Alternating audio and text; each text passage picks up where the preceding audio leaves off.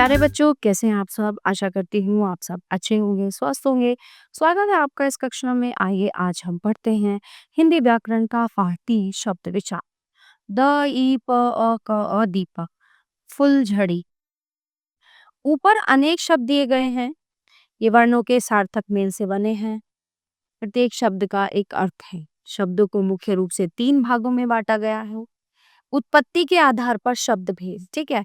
उत्पत्ति के आधार पर शब्दों के 4 भेद होते हैं। तत्सम शब्द, ये वे शब्द हैं जो संस्कृत से हिंदी में अपने मूल रूप में ही आए हैं, जैसे क्रोध, पात्र, पाप, पुण्य, तपस्या, दिशा, चरित्र आदि, ठीक है।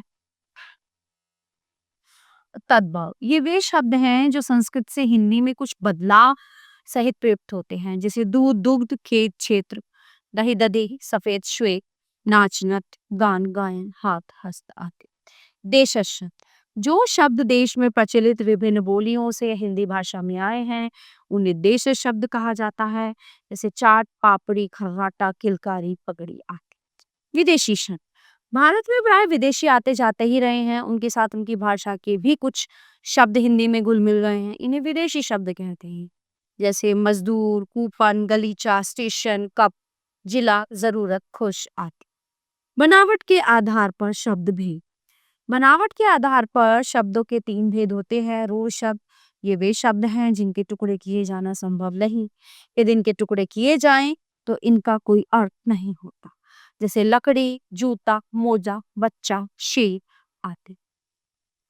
फिर है यौगिक शब्द, 2 शब्दों के योग से बने शब्द यौगिक शब्द कहलाते हैं, जैसे सेनापति, प्रधानमंत्री, पाठशाला, जल, महल आदि।